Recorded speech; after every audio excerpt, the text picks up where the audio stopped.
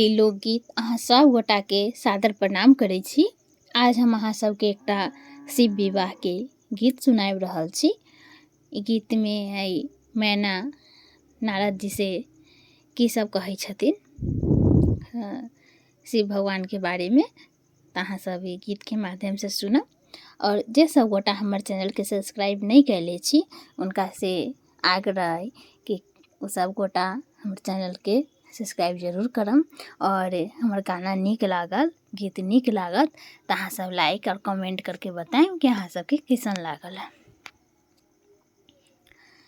यो नारद कौन जन्म के बदला अहाँ चुकलियो, बूढ़ी बड़ी ताके अनलियो ना।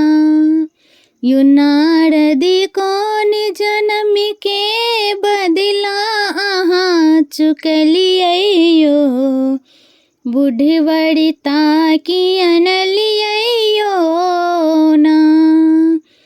बड़ी की भूति प्रीति बड़ियाती, मैना पीटै छत छाती। बड़ी की भूति प्रीति बड़ियाती, मैना पीटे लगलन छाती। मृगन छाल पहिरले हो, मृगन छाल पहिरले, गला में नाग दिखलियो, बूढ़ी बड़ी ताकी अनलियो ना। यो नारद कौन जन्म के बदला अहाँ चुकलियो, बूढ़ी बड़ी ताकी अनलियो ना। बड़ी के देखै में लागे बता, कोना करब हम धिया बियाह। बड़ देखे में लागे बता है, कोना करब हम धिया बियाह।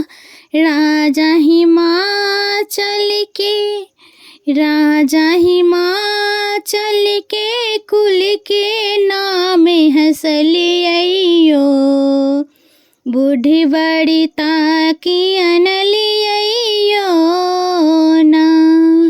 राजा हिमाचल के कुल के नाम हंसलियो, बूढ़ी बड़ी ताकी अनलियो ना। नैया कानू मैना रानी, शिव छति तीन लोक के स्वामी। नैया कानू मैना रानी, शिव छति तीन लोक के स्वामी।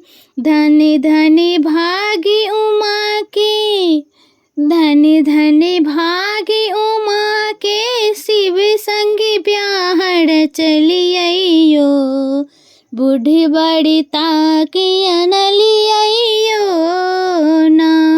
यो नारद कौन जन्म के बदला अहाँ चुकलियो, बूढ़ी बड़ी ताकी